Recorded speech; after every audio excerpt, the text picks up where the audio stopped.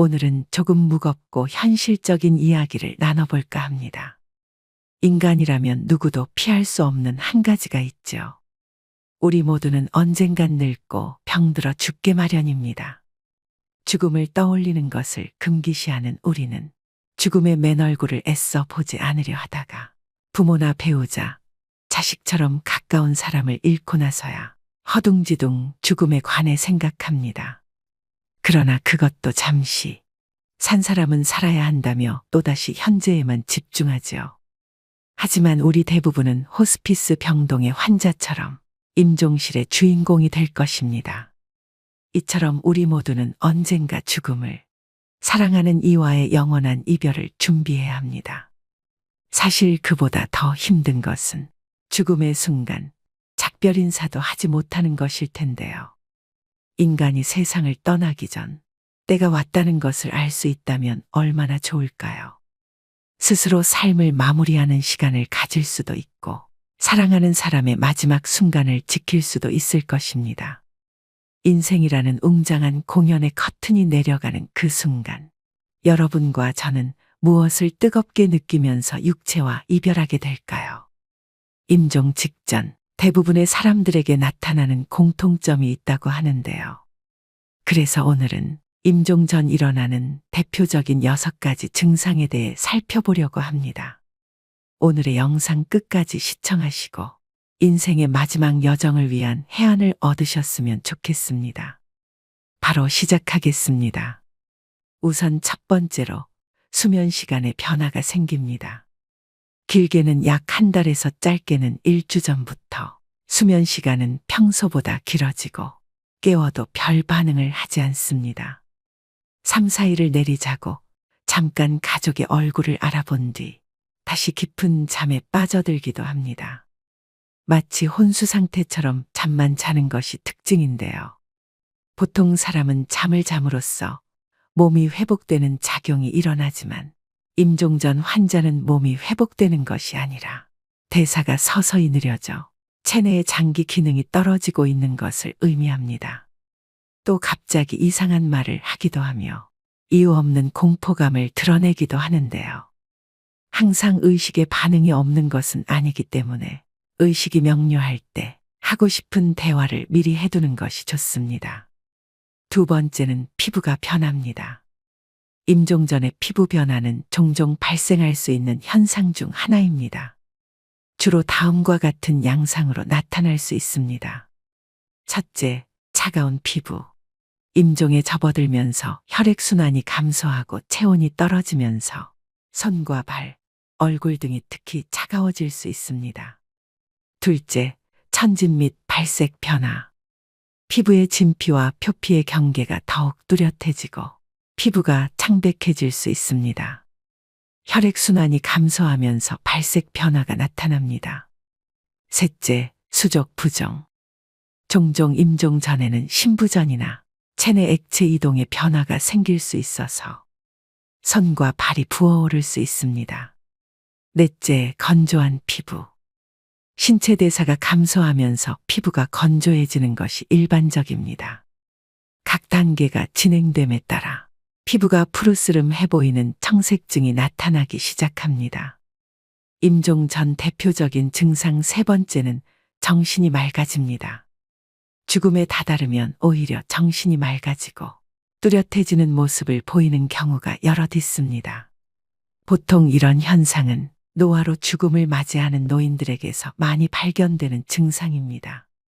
이런 경우 제 기능을 하지 못하던 뇌도 순간적으로 제 기능을 해서 전에는 바로 옆에 있어도 잘 알아보지 못하던 가족들을 알아보고 초점을 잃었던 눈에도 힘이 생깁니다. 이런 상황에서 보통 어르신들은 가족들과 인사를 나누고 유언을 하시기도 합니다. 이럴 때 종종 힘있고 뚜렷한 눈으로 천장이나 창밖을 계속해서 주시하는 경우가 많다고 합니다. 네 번째는 호흡이 변합니다. 보통 임종 과정에서 나타날 수 있는 호흡은 체인스톡 호흡이라고 합니다.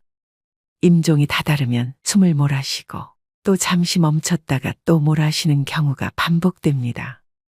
이런 경우 보통 임종 과정에 가까웠다고 보게 되고 자연스럽게 숨을 쉬지 못하고 목의 근육이나 턱, 가슴 근육 이런 것들을 많이 사용을 해서 숨을 쉬는 모습을 보입니다. 또 가래 끓는 소리가 나기도 하는데요. 죽음을 앞둔 사람은 가래를 삼키지도 뱉어내지도 못하게 되면서 목에 분비물이 쌓이게 됩니다. 따라서 숨을 쉴 때 가래 끓는 소리가 납니다. 영어에서는 죽음의 딸랑이라고 이를 뜻하는 단어가 있을 정도로 대표적인 임종의 신호이기도 합니다. 5번째는 식욕 감소 및 갈증이 생깁니다. 임종 전 증상으로 며칠, 몇 주 동안 많은 사람들은 음식과 음료에 대한 욕구가 감소하는 것을 경험하는데요. 거식증으로 알려진 이러한 식욕부진은 신체 쇠퇴의 자연스러운 부분입니다. 몸이 필요한 것만 받아들이고 필요하지 않은 것은 배출합니다.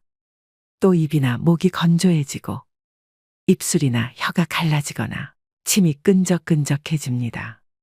마지막 6번째는 변실금이 생깁니다. 임종 전 환자는 소변색이 진해지고 양이 줄어들게 되는데요. 모든 근육의 힘이 서서히 풀리게 되면서 환자의 의지와는 상관없이 괄약근의 힘 조절 때문에 변실금이 생기곤 합니다. 임종이 가까워질수록 대변의 양이 많아지고 반대로 혈압은 저하되어 소변의 양은 줄어들게 됩니다. 여러분 어떠신가요? 말씀드린 증상은 죽음의 접근과 더불어 몸과 정신의 변화를 나타내며 종종 죽음의 문턱에서 받아들임과 평온을 준비하는 과정으로 볼 수 있습니다. 의식이 없고 표현을 할 수 없을 때를 대비해서 의식이 있을 때 가족분과 소중한 사람들에게 충분히 전할 말을 하셔야 후회가 남지 않습니다. 요양병원에서 간호사로 20년째 일하고 있는 김미옥 씨는 수많은 죽음을 목격하면서 깨닫게 된 경험이 있다고 하는데요. 한 어르신은 폐렴으로 오랜 병상 생활을 하셨다고 합니다. 고령의 이 할아버지는 죽음이 문턱에 있었는데도 불구하고 아무도 어르신을 찾아오는 사람이 없었다고 합니다. 이 간호사가 수소문을 해보니 할아버지께서 젊은 시절에 가정을 돌보지 못하고 가족에게 지은 죄가 많으셨다고 합니다.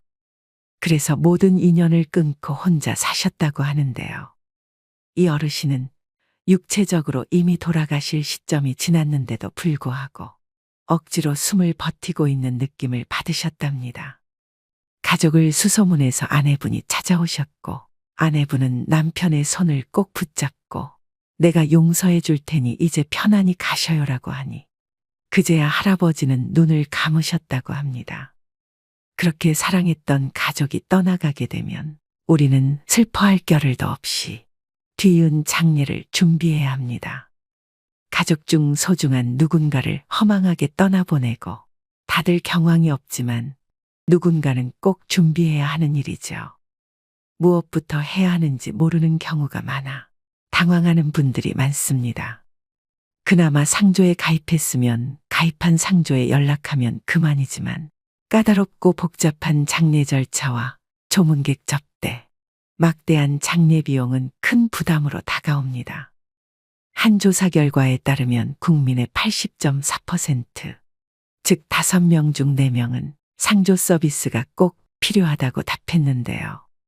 그렇다면 국내에 수없이 많은 상조회사 중 어떤 업체를 선택하는 것이 가장 현명할까요? 그래서 여러분들에게 합리적인 비용으로 상조 도움을 받으실 수 있는 고위상조 업체에 대해 소개해 드리려고 합니다.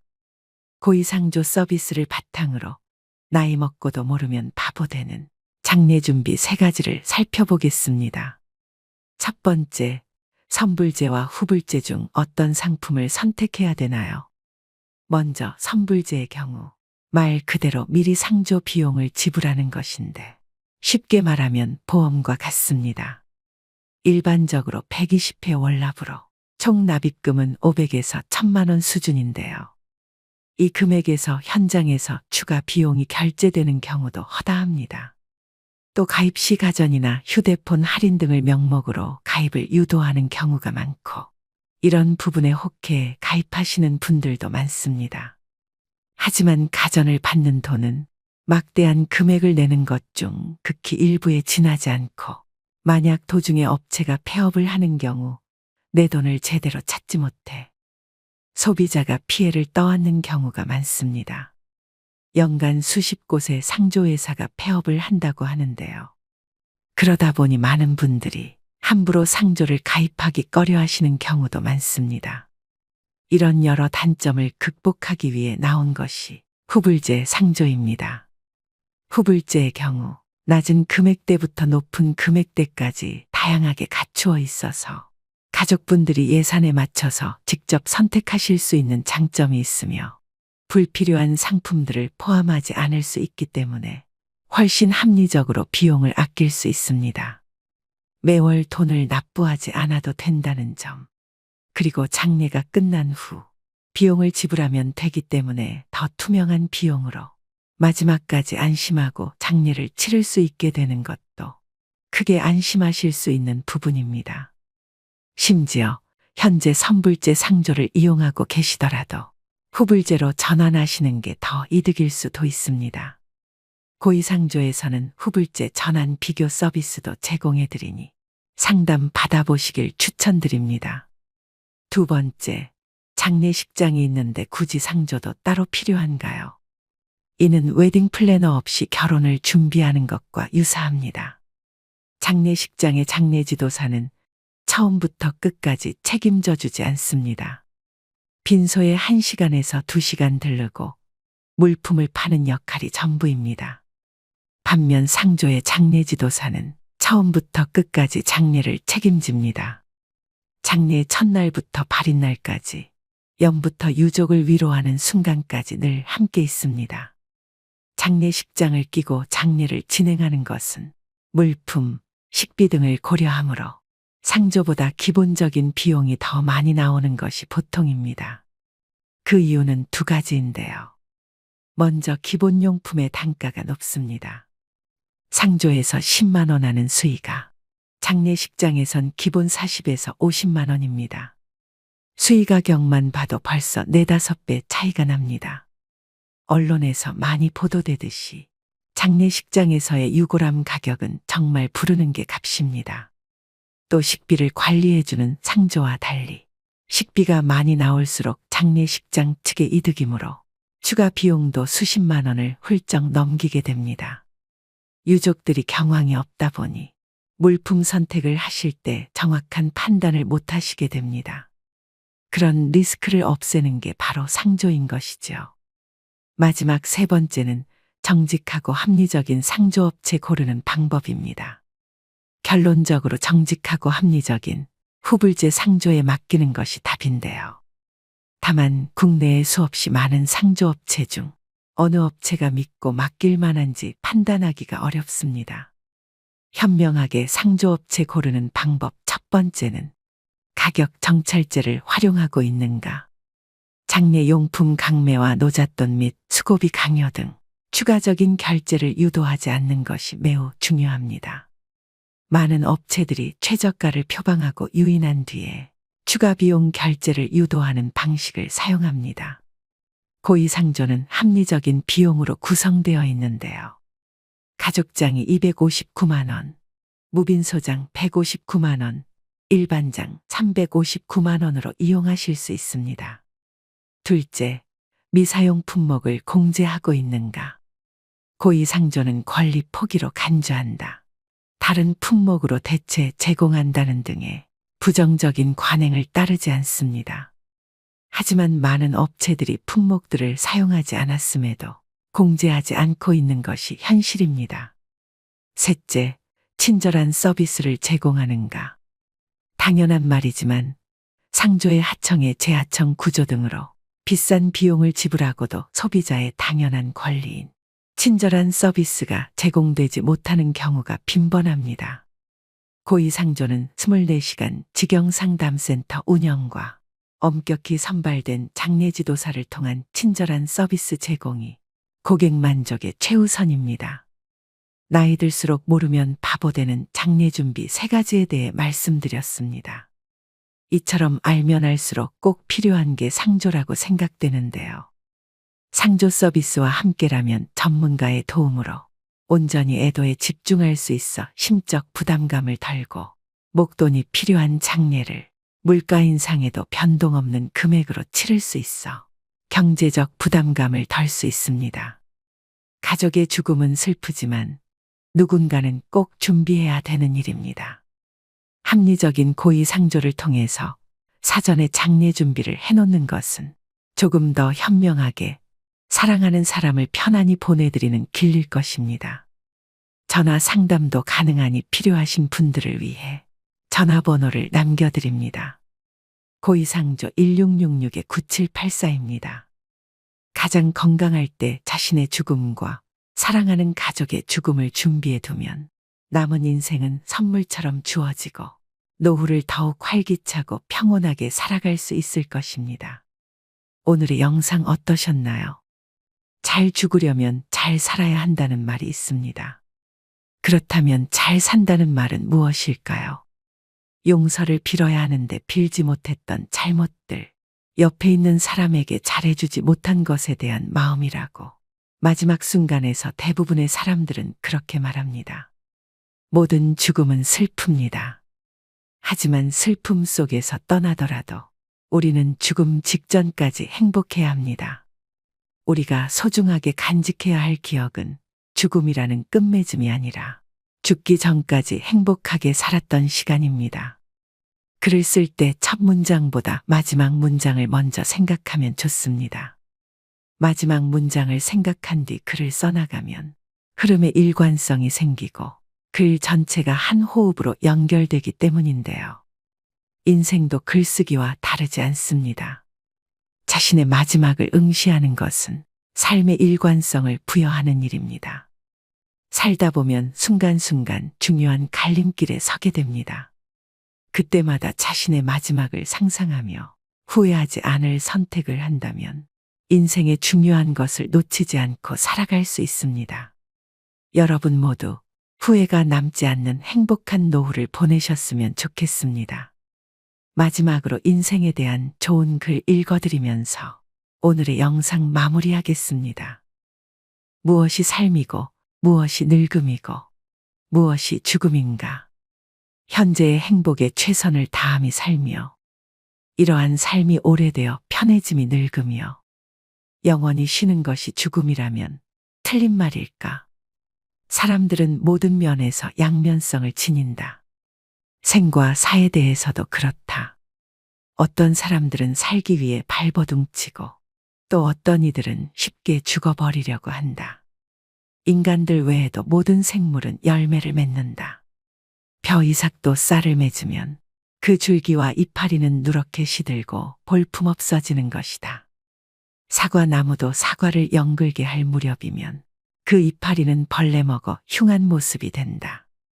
사람도 이와 같이 그 열매, 곧 아들과 딸을 장성시키면 늙고 병들어 볼품없는 모습으로 변해가는 것이다. 이러한 현상은 지극히 당연하고 자연스러운 것이며 우리는 그와 같은 모습에 오히려 존경심을 가져야 한다. 늙고 추하게 변해가는 것을 두려워해서는 안 된다. 또한 죽음을 두려워해서도 안 된다. 늙으면 쉬게 되는 것이고 죽는다는 것은 있던 것이 없어지는 것이 아니라 영혼과 육체가 분리되기 때문에 더 편히 쉬게 되는 것이다. 인생은 배를 타고 강을 건너가는 것과 같으며 강 저편에 닿으면 배를 버리고 무트로 올라가서 마을로 걸어 들어가는 것이다. 육신은 버리고 가야만 하는데요. 영혼은 마을로 들어가는 나그네인 것이다. 모든 것은 지나가게 마련이다. 고통의 괴로움도 시간이 지나면 새살이 돋아나서 괴로움의 상처는 아물게 마련이다. 어렵고 힘든 시기도 시간이 흐른 뒤에는 나에게 소중한 성장의 선물이 되었다는 사실을 깨닫게 될 것이다. 내 삶에는 희극만이 존재하지는 않는다. 희극과 비극이 늘 함께 공존한다. 나는 그것들과 함께 동행하면서 내 삶을 아름답게 꽃피우다. 때가 되면 소리 없이 지고 싶다. 오늘도 노후의 지혜와 함께 해주셔서 감사드립니다. 황금빛으로 무르익어가는 여러분의 지혜로운 인생을 언제나 응원합니다.